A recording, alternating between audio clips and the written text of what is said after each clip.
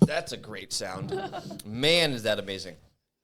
All right, I'm just going to go ahead and kick it off and say welcome back to another episode of Networking with Nick. This is episode 15, and I'm super excited to talk to Christina Moore of ERA Realty Group. How are you doing today? Wonderful. Thanks for having me. Thank you for coming. I know we kind of had a little bit of a miscommunications yesterday, but it made for a really great, kind of just introduction to one another and kind of see how the things were going to go and things of that nature. And it happens, but it's a beautiful Tuesday today. What do you have going on later today? Do you have any houses you're showing? Potentially. We're got an offer that we're working on right now. We'll see the counter, how it goes. All right. And if we wrap that up or if we're back to the drawing board. So what's it look like when you're kind of in negotiations? Like, first off, let me give you some context. I know nothing of real estate. That's not my game. It's not where I know. So when you're dealing with, for your client, what are those negotiations like when you're on a house? Well, everything's different. So this one, I believe it's in Bel Air. It's priced right. Thankfully for us, the other realtor chose not to take very good pictures. Ooh.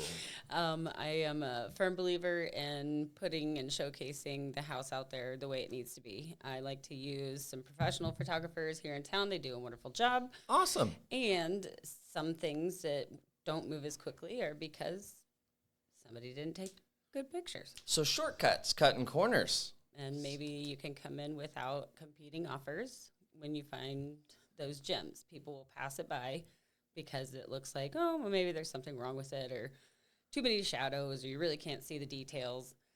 So that's all right. That's always fun to go take a peek at anyway because you really don't know what you're going to get. Okay. So how many years do you currently now have on your belt as a realtor? 7. What was year one like? Where were you? What was the mindset? How'd you get into it? Like, what was that story? I was coming out of the hospitality industry for 22 years and just had a baby. Went back to work after my maternity leave and realized I don't really want to work 14-hour days and watch my kiddo just be at a daycare. Yeah. So I left the industry. I started working for a housekeeping company up in the High Rockies. We're currently in Keystone, Breckenridge area. Okay. And so I started cleaning people's VRBO houses and smart and kind of with a baby in tow. I know how that feels as my son is sitting out 2 rooms that way on spring break. Yeah, I like it. So I just did online education, Kaplan University. I pretty much sat at my kitchen table, learned everything I needed to know. Colorado is 168 credit hour course, and then you take a state and a national exam. Wow. Kansas is 136 hour course. So in this course, are the courses pretty similar state to state? Not necessarily. There's a lot of reciprocal states, and since I got my license first in Colorado, I was able to transfer to other states that had lesser rules and regulations easier. Okay. So if I would have gotten it in Kansas, I would have had to go still do more for Colorado because they just have, mineral rights and all the waterways and all that jazz, and it's just they require more. There's just more factors inside of the properties and the deals out there. Yeah. Interesting. I never thought about something like that. I've seen oil pumps, in South Kansas, like towards Oklahoma border. Do we not have like mineral deals that you have to put in place just like Colorado or like the rest of the United States? I'm not so sure here. I'm sure that if you have, there's always waterways and everything. If a stream crosses your property, there are rights to that. You can purchase land with mineral rights. If you have oil on it, that's always good too, but that's not my area of expertise. That's fair. All right, so you're in Colorado. You're doing this course. It's 120 hours. 168. 68 hours. Oh, my God. Oh, my. And I'm not a school person. So you're doing 168 hours. What was the test like? Is it a board-certified test? Yeah, it's a National Association of Realtors test. Had to drive down to Denver, take that. Luckily, able to pass it the first time because I studied like crazy, and well done. I paid to take a couple practice exams. So I knew what I was getting into before I got there. Okay. So, but it's always nice. You get your education, and they're like, great, you're a realtor. Woo! hit the ground running. Now what? Yeah, exactly. So now what? What do you do? So I joined with Keller Williams, Top of the Rockies. It was right there in Frisco, Colorado. Gorgeous little towns, like you ripped it out of a magazine. And just had somebody take me under their wing, and she helped me through my first 5 transactions. Betty Stilo. Shout out Betty. Yeah, shout out Betty. She's awesome. I still talk to her today. And she's in the Front Range. Selling real estate herself now. So was she like a first kind of like mentor / leader that you had coming into the industry?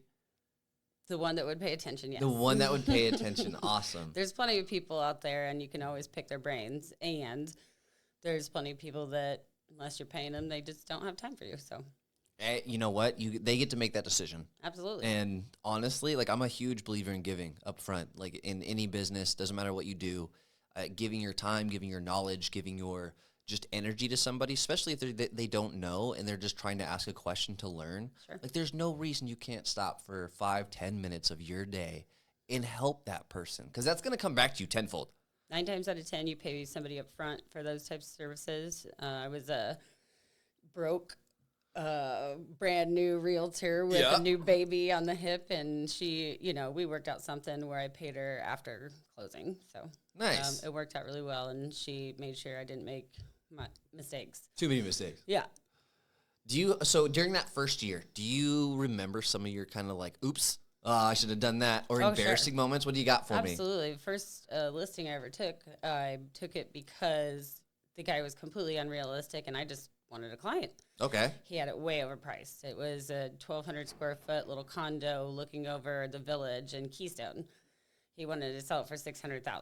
It was probably worth $425,000. Now, I have a question about that really quick. Is that because people have sentimental value in their property and they think that it's worth more than what it is? Or was that some realtor in his ear telling him to put that price up? No, that was just a guy that knew that he had a premium property and it was in the middle of a ski resort, and he was trying to maximize cash out. Absolutely. I can't be mad at him for that. But it doesn't really do me or the client of any good if you take something that's unrealistically priced, because eventually you're going to have to talk them down, and then they just feel like they've discounted or you've discounted them or, lesson learned straight out the gate. Yeah. Don't do that. How did it blow up on you? We didn't have movement. That was it? And when a lot of people wanted to come look at it, but we had realtors reaching out to me saying, Christina, this price doesn't make sense. No. So I let myself go from that relationship. Okay. And said, good luck. I think he ended up selling it around $400,000. Oh, wow. Yeah. So, I mean, he ended up at the end of the day coming down to what you more or less had thought. Well, and, it's all about the market. Right. What is somebody willing to pay in the market today, right now, tangibly? So. Now, what year was this? 2016. 2016. Okay. What was the market like 2016? Because this is pre-COVID. Houses, like I remember that time. Lower interest rates. People were just buying houses up, left, right, going down center, whichever way they could. Well, it's definitely a different beast than here in Wichita, Kansas, because if you sell 6 to 9 homes in Colorado, you can be sitting pretty. You can do pretty well for yourself. Everything you touch is $400,000 plus, Wow. Take a 2,000 square foot house here in Wichita that costs $250,000, dump it into Keystone, and it's 8. But it's where it is. That makes sense. Absolutely. I mean, I like Wichita. Being a Seattle native, I was born and raised in the Seattle greater area until I was 21. Me and my father moved here in 2011, the year that Kansas decided to set the most consecutive triple-degree days in a row of 98 days. Oh, my God, it was the worst summer. That was a horrible July. Anyway, I understand that. I have friends back home who rent in Seattle. I have 3 friends who are all in their 30s who still have to be roommates. They're paying like $3,100 for a 3-4 bedroom, like maybe condo home with like small amenities, super far away from anything. Right.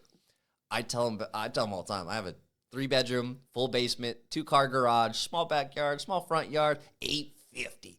Which will still get you to buy a house here soon. Yeah, maybe. Yeah. We'll see. No, but you know what I mean? It's just like, it's so wild. The prices. I mean, even houses and rent. Well, rental market is absolutely at the top that it has been in a while Are you guys seeing problems with that right now in your world? I think that there's landlords that are absolutely taking advantage of the situation, and they know that they can push it up because people have to pay it. Interesting. The interest rates are higher. They have less buying power.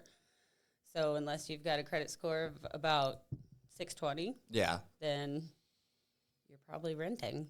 Yeah, sounds about right. Good Lord. All right, 2016, Colorado. You get through your first year. You got 5 homes that Betty helped you with throughout closing. What happens year 2? Where do you go? Are you still in Colorado, or have you moved? We move halfway through over to the Western Slope in Crested Butte, and I had a few transactions over there that I helped. I was on a team also with Keller Williams, and then life brought us back to Kansas. Back to Kansas. Yeah. Back to Kansas. Oh, yeah. All right. Miss the mountains. Miss the mountains? Do you ever make it back to Colorado to go visit? Yep, we just went. We went up and the boys skied Monarch.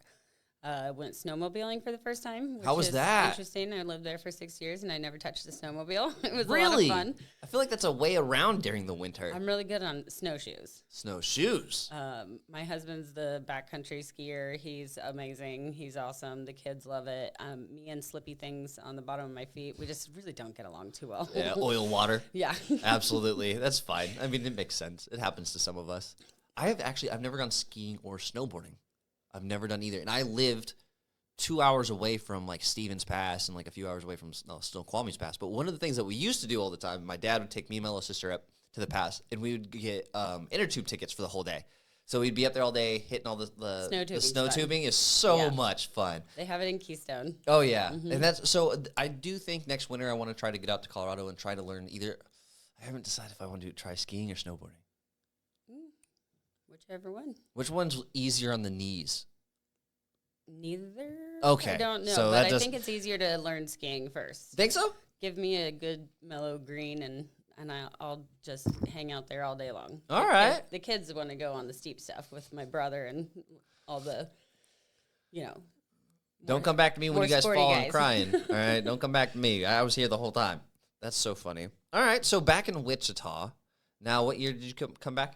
2018. Okay. And we were just here for just a second and ended up in northern Minnesota. So I transferred my license from Colorado to Minnesota. Where at in Minnesota? Hibbing. Where's Hibbing? It's way up there. Is it near anything big? No. Oh. No, it's not. It was just a little town, and it was about 2 hours south of the Canadian border. Oh, wow. And, yeah, we weren't there too long as I was waiting for real estate stuff to transfer. I actually ended up selling cars for a little bit. Interesting. Yeah. Found yourself on a car lot waiting for everything to transfer. I went to a job interview that was not for sales, and the guy was like, well, you should be in sales. And I said, okay, let's do it. Did he know that you were a realtor? Yes. So, like, he kind of had this idea that you would be able to spit game and do the whole thing. All right. You can sell cheeseburgers and beers or houses. You can sell a car. Interesting. So, one of my first sales experiences, I was 18, was Klein Honda back on Evergreen Way in Everett, Washington. I sucked. I was 18. I had no idea what I was doing. I was given a guarantee that they helped me out. And it just, man, it's hard. Selling cars is not I felt easy. It was pretty easy. I was the only girl on the sales team. And everybody, I mean, you're up north, don't you know? Yeah, buddy. I think I was the only one without an accent. And they were like, who's this girl over here? So a lot of the women would come to me, and a lot of the guys that just didn't want to be badgered like that. The Badger. Have you ever seen the Badger? The Badger. You'll have to look it up. YouTube. The Badger car salesman. All right. It's quite hilarious. Okay. Because car salesmen, unfortunately, get a bad rap. They have this, this. When you think of a car salesman, you think of like this sneaky, snaky kind of guy. Usually looking slobby a little bit. And it sucks because there's a lot of car professionals out there who crush it, who do well, who are professional. They just get a bad rap. Sure. Yeah. I was just, if it's not fun, let's not do it. You want a car or you don't. Let's go. Yeah. So did you end up getting to actually sell any properties up there when you were in The Great North? I actually made more selling cars, but I sold one 11-acre property with riverfront and a house that was like falling down for like $34,000.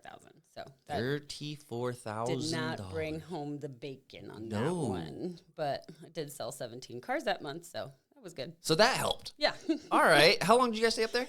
We were only there for about 6 months. He was helping out a restaurant group, and then he transferred to Texas, a high-end golf resort he was like a part-time chef as they were, he helped hire their chefs. Okay. And so he was there, and I was like, not excited to go to Texas. So me and the little one came back here to Kansas, and we got set up, and as soon as he was done there, he joined us back here. All right, so made a little diversion for a little bit for him, a little bit of a fork in the road, split up. All right, we're gonna go set up home base. When you're done, where at in Texas? Why didn't you want to go to Texas? Well, I mean, it was just like a temporary chef job for him, getting them established and everything. He was in Lake Conroe, which was really great. I mean, kind of back and forth, visited each other. It was all good, and then transferred my license from Minnesota to Kansas. All right, and now Kansas is where it stays, correct? Right, yeah. Back home, born and raised. It's nice to be around people that know your name. It's a little harder to grow a business when you're in a second city or a resort community where everybody's transient. That's true. Everyone's kind of in and out, and it is kind of Colorado is definitely harder for that. Yeah, that makes sense. That makes a lot of sense. All right, so back here, what year did you guys end up finally like resettling roots? 2019. 2019. So the year before COVID. What? So COVID happens a year later. Super fun. Oh man, I got laid off. I was aircraft. I was a machinist, 3, 4, and 5 axis machining, making airplane parts. I was going to school for engineering design. And I was one of the last to get the cut because, I mean, we were down to a skeleton crew just trying to get some parts out and stuff like that. And then they were just like, we got it, sorry. And that was, when that happened, COVID gave me the ability to rethink what I wanted in life. So it was good for me. Not a lot of other people can say that. What was your experience going through that as a realtor? Well, it was a slower year for me, just because my husband found himself laid off as well, and he was running an excavator, and so until the restaurant group opened their doors back up, he couldn't really hit the ground running there. So I ended up also getting laid off, and I was just part-time bartending, getting some money while doing some real estate stuff, and I ended up with a desk job just so we could have family insurance. Yeah. So that was an interesting year, and as soon as I could run away from the desk, I did. How long did it take? Because I remember, like, for me, from 2020, like, I was in my office for a good amount after the window cleaning company. Like, honestly, for months on end, just trying to work from home, stuff like that. Is that kind of where no, you got the office job, so you never had to do the work from home stuff, right? I pretty much did it from my desk. Yeah? I was like real estate, everything, all at once, just rock and roll. Man. So I think I sold 7 houses that year while I was sitting at the desk. That's got to be difficult to do. Was everything having to be virtual when you're meeting these people? Or were you going out to show homes but masked up and all that fun stuff? What was interesting is the title companies didn't want the realtors in the room closing anymore. So usually when you go to closing and congratulate your people, they just asked us to not be there. Just limit the amount of people in the room. So that's okay, but, they distance pretty much everything, just like everybody knows. Put a mask on, don't touch anything, like be clean in other people's homes, especially if someone's living in it at that time. Right. So you just make your appointments when you're available. Interesting. How do you remember the moment where that started to become easier? COVID was starting to become less of an issue? Yeah, when the restaurants all opened back up, it was easier for my husband to go back to work and have that salaried position again. And then I decided to finally just join my brother's forces and stopped working part-time and just kind of dove in full force into real estate. Wow. And now here we are. Here we are. Good Lord. Would you ever change careers again, do you think? I will never punch a clock again. That's interesting. What do you mean by that? Elaborate. realty's awesome. You can work from anywhere a lot of times, unless you're having to physically unlock a door. Right. But I'm available to take the kiddo to soccer. I can pick him up from school. I can take him. That freedom. You know, there is freedom there. Now, there's plenty of times that you're busy. You got to rock and roll to make some money, but I don't have to request vacation time off. Right. I don't have to, you know, get that permission from anybody. So as long as I can work hard, I can play hard.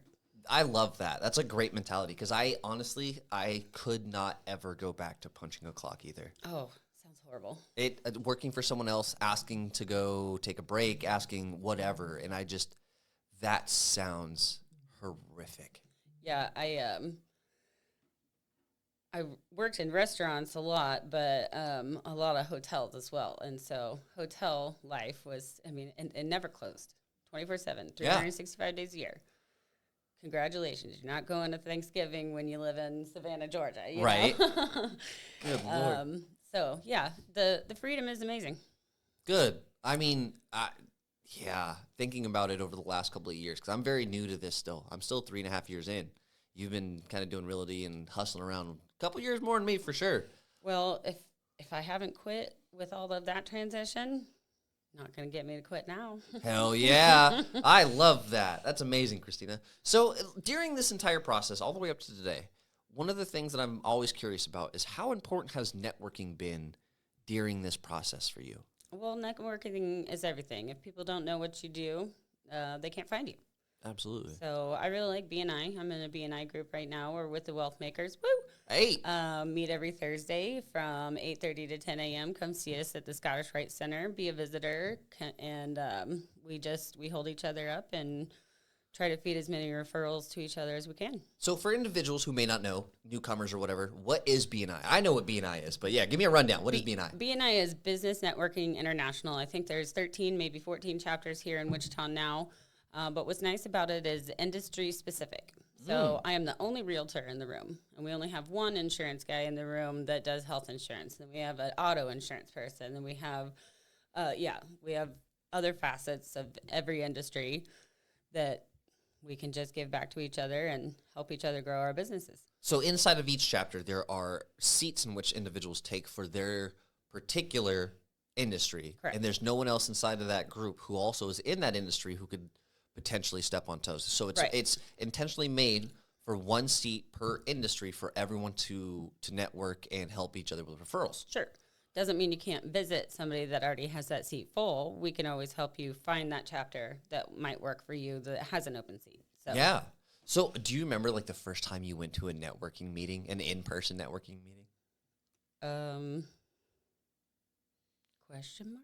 Question mark. I don't know. Like my B&I specific? It doesn't have to necessarily be B&I, because I'm more curious about the mindset before you went into like your first networking event. We can use B&I if you want to. But I remember when I first went into a networking group, like I was nervous. I have the gift of gab, but I didn't know how to talk to other business owners yet. That was a new circle of individuals. I just didn't know how they moved, how they spoke, how they just interacted yet. So I was nervous. Right. So I think there's plenty of other business networking things I've been to, and people just pass cards. You're like, oh, here. It doesn't really hold any couth, It doesn't hold any weight. So I think B&I itself, you don't have to step on 10 other realtors' toes. You can just be yourself. But I think that the whole philosophy there is givers gain. You have to give something of value to someone before they're going to know, like, and trust you and say, hey, yeah, you'll be my girl. Let's sell a $500,000 house. Right. So I think just building those relationships is key. And just giving into those relationships, not asking. Sure. I mean, I don't think I've ever gone to, unless, except for your intentional ask when you're doing a commercial or things like that. But anytime I've ever networked in just open networking, it's not like I've ever sold or pitched my services to that person. Correct. They'll ask me and I'll tell them what it is that I do, but it's not like, hey, I need you, you should come look and buy this and do that. Don't be a car salesman. Don't be a car salesman. Absolutely. That's so important. So building those relationships, what are some of the things that you've had to learn to do to build those relationships? Oh, I like food. Food, that's a good one. Best way to somebody's heart's through their tummy. All right. So I like to show up with goodies and just little treats, something to make clients feel good. That's Drop off smart. some cookies. Somebody's got a kiddo birthday. I don't know. Now, do you keep track of like these things? So, like, as a customer, one of the jobs I've had in the past is customer success. And what I did is, I note down their birthdays, their husband's birthdays, or partner's birthdays, excuse me. And I always have like these little thank you things on these special days, and just do it for them, no charge, just out of wanting them to feel appreciated as a client. I like handwritten letters. That's a good one. Not letters, and I'm not going too long, but handwritten notes, cards. You just don't get those very often anymore. Everything's so digitized. They want to text. They don't want to talk. They don't want to answer the phone. And there's plenty of clients out there. There's plenty of people just like me that would rather talk to a person than to order from a computer. Yeah. I mean, I love the human connection. Yeah. I mean, over the last couple of years of COVID, it kind of did screw us over. We didn't get that ability. And I did a lot of networking online. H7 network, virtual one-to-ones, virtual group meetings, stuff like that. But there's nothing better than going out, meeting new people, looking them in the eye, saying hello, making them smile, shaking their hand. Like, it's a different, like, that's authentic. Now, if you were all the way in New York and I was here and we still needed to talk and chop it up, yes, then we can jump on Zoom. But it's just not the same as going out and meeting a new person and talking to them, making the human connection. You get more interaction out of both parties involved if you're face-to-face. Yeah. Present. Yeah. Present. Can't always read the context in a text. Right? Yeah, you can't. You don't know the tone, or and a lot of people assume, you know what I mean? Like, say you send someone a message, and it is, it's not meant to be rude, but it's direct. Hey, I'm in the middle of something or whatever. They take it so wrong sometimes. It's like, relax. Just chill. Go with the flow. Right. I'll get back to you. Ugh. So what are some new tips? So say if I was a newcomer to networking and I was looking to grow, I'm a new realtor, and I want to get into a group and just meet people. What is a tip or two that you would give me? Be prepared. Wear your name tag. Bring your That's business a good cards. one. Business cards are 9 times out of 10. Like, somebody's probably just going to throw it away. Yeah. Make a digital one. That's why I'm Figure so out how to connect anti-cards. with them. I'm getting better at social media, but I am definitely in that generation that just working on all the videos and things, because I just don't love everybody knowing every single thing about every moment of every day. I think that's a bit of a mainstream thing that's happening. And so, It's actually, I'm going to argue on that point. okay. All right. And because you see me on video all the time, it's recording, and I put myself out there. But I get to choose what is put out there. I have certain, my son is part of my life. He's a big part of it. So his name is out there. Absolutely. He's in some of my content. No one knows where we live. Right. No one knows like what I do behind closed doors. No one knows if I'm talking to a girl or something like that. I don't put out personal stuff unless it's like a story that comes from the heart in the business realm or an experience, right? So it's about choosing. You can record all of this all day long. Sure. No, it doesn't mean it's got to see the light of day. You get to choose what you post. Maybe I feel that there's a lot of the society that does do that. Right. No, and that's their dumbass fault. Some people are weird putting a lot of their true personal stuff out on the internet because it's not going to go away. It's about being strategic. Strategic, organic content. Okay. And that first portion is very important. Why is it being put out? Who's it going to be for? Is there, if it's for the masses, that's awesome, but is it going to be only for like 10, 15 niche people? And that's, you just think about things like that. Yeah, I gave you a little bit to think about, huh? Yeah. That's all. What is it, do you think? Okay, actually, I do have a question for you. So one thing that I do know in the real estate space currently is a big problem that I think Congress is kind of messing with right now, and that is big equity groups buying up a whole bunch of single-family homes over the last couple of years. Have you seen that here in Wichita, and has that been an issue for you at all? I think everybody would like that client that wants to buy 20, 30 homes.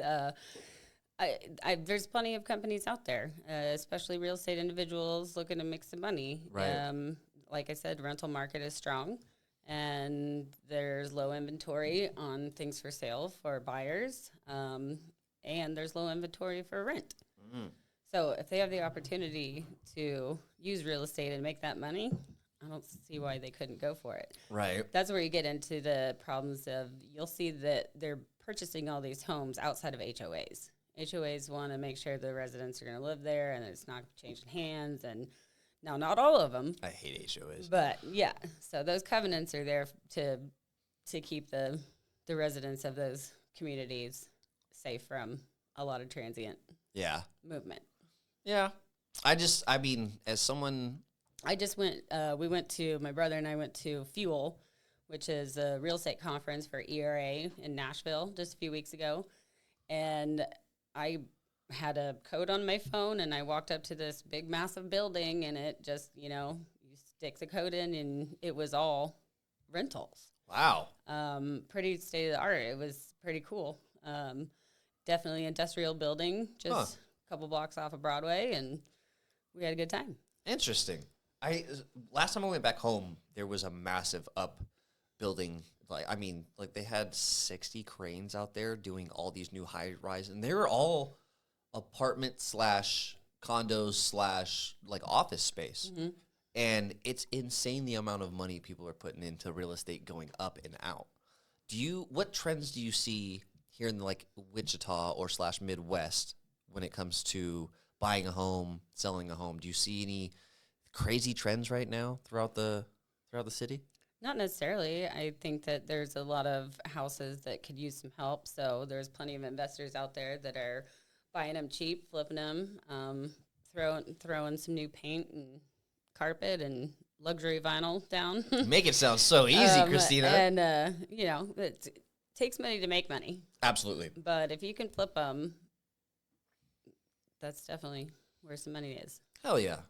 All right. So what is next for Christina? What's on the horizons?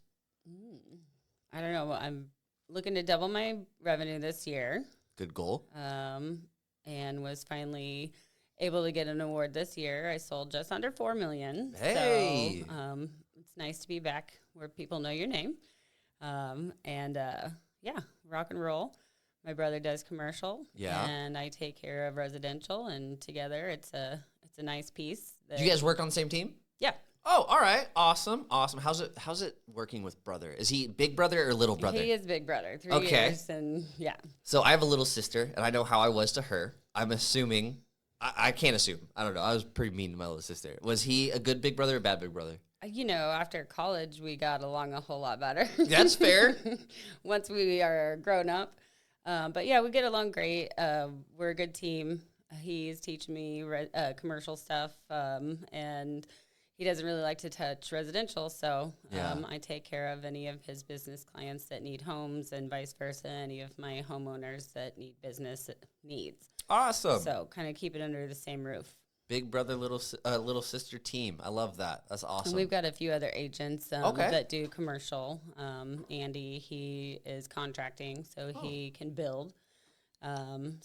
What's it take to create these teams that you're on? I'm curious, actually, because you have residential, you have a contractor guy. So I'm assuming you have like almost kind of like B&I, where you have a group of each individual doing a certain thing. Sure. For the betterment of the group, I'm assuming. Yeah, it's Will started the group, and he just had commercial guys in the beginning, but doesn't mean that we can't grow that residential side too. So you can get a broker's license and be a team leader. Oh. Doesn't mean that you're the broker of the entire brokerage. So I just hold the salesperson license. He has a broker's license, so he can oversee other people. Interesting. Very interesting. What other services do you guys are you guys able to provide? Just residential, just commercial? Property management. Okay.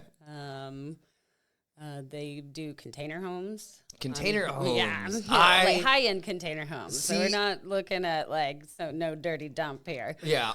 I think container homes are cool. Yeah, I think next on my list is working on getting my Oklahoma license. Interesting. Is there a reason why?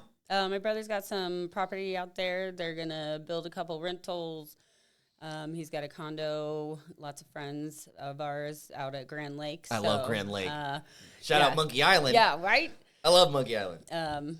yeah, it just seems like the next step to we refer business out there often, and I don't mind driving to the lake. It's not far. The lake's only like 3 hours from here. I'm happy to sell some lake houses. So. Right? That's awesome. That's awesome. I'm excited to hear that. I'm excited to see where you go over the next year. I want to see you break that. Let's see. We want to double, so we're looking at 8 million this year in sales. Whoo, that's a mountain, girl. That's all good. Good. There's plenty of people out there doing way bigger things. What's it take to hit that 8 million mark? For anyone who's like, man, that's a lot of money. That's a lot of sales. What does it take to do that? Get up and make your phone calls. Make the connections. Be present. Get your work done. Being consistent and doing it, and I'm telling that to myself as well, right? Yeah, every single day. As your boss, you're not punching the clock. You have to motivate yourself to get out and get it done. So I'm a big believer in motivation will get the job started, but it goes away. Consistency is what gets the job done. Sure. And it's, telling yourself to be consistent, get up, make those calls. You know how many days I hate cold calls suck. I do not like cold calls, but you still got to do it. I like warm calls. Engaged leads? Yes. Engaged leads are much nicer than regular leads. Yeah. All right. I stopped door knocking a while back. I've never loved doing that. What is the process of a realtor door knocking? Hey, hi, how are you? I'm a realtor. Would you like to sell your house? Well, not necessarily. I would always utilize an open house in the area and say, hey, having an open house around the corner over here. Come check it out. Get to know. Do you have any friends that want to move into the neighborhood? And that was a lot of stuff that I did when I was living in a town and I didn't know anybody. Again, Colorado was harder to do that because 9 times out of 10 you knock on it and they don't own the place and they're just there to ski. We're just here. I don't know what to tell you. So, perseverance, make it or break it. Good stuff. All right, as we come to a close today, Christina, I have one final question for you. This is my anchor question for everybody. Okay. You get up in the morning, it's another day, you're telling yourself, let's fucking get out there and make that 8 million. Let's sell. You get ready to leave the house, you go out, you catch 18-year-old Christina. You guys lock eyes. You were able to give her some advice. You cannot tell her all the secrets. That's cheating. What do you tell 18-year-old Christina?